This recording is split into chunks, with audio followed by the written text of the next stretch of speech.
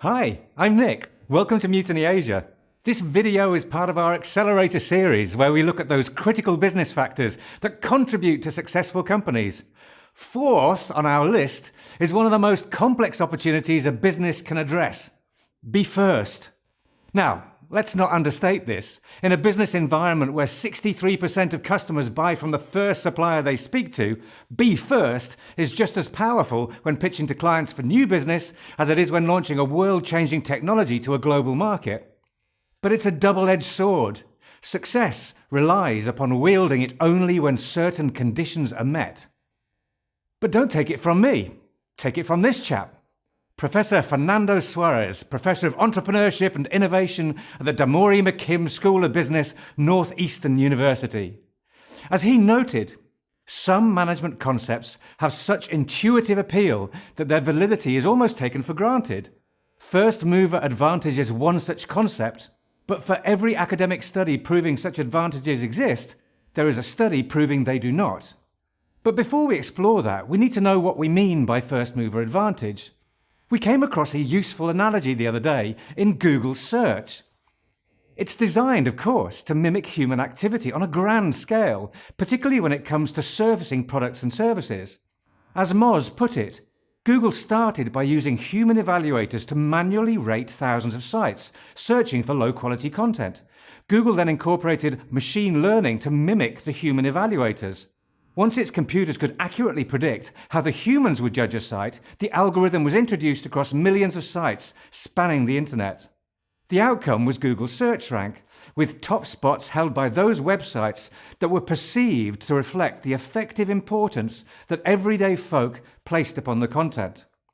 And when we look at the output, in this case a study from Ahrefs of the results against 2 million random keywords, it's immediately clear that the longer you've been around, the higher your value is perceived to be.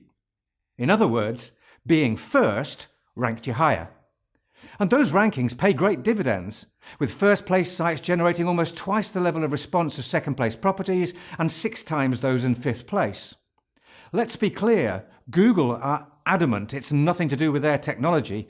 Matt Cutts, one of Google's leading engineers, observed that so far as they were concerned, the difference between a domain that's 6 months old versus 1 year old is really not that big at all.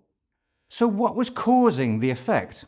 Well, Google ranking factors, in order of priority, emphasize the amount of links a property receives from across the web, the links a particular page received, the relevance of the content upon the page, the amount of people that visit it, the strength of a brand, the relevance of a brand to the search, and the amount of chit-chat taking place in social media.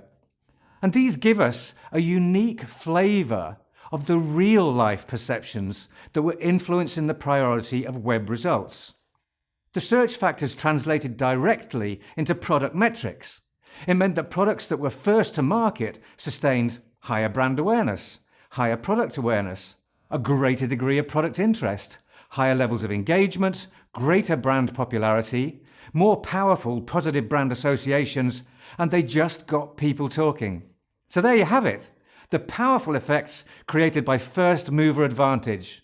Except that's not all. And Google themselves are a case in point, because Google isn't a first mover. In fact, for the very market they operated in, the probable real first mover was a now defunct brand called Overture, operating under the name GoTo.com.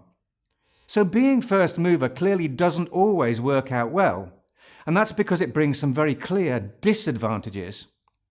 Being first to market be an expensive research exercise when you know little about your customers, their relevant needs, and whether your product actually fits the bill.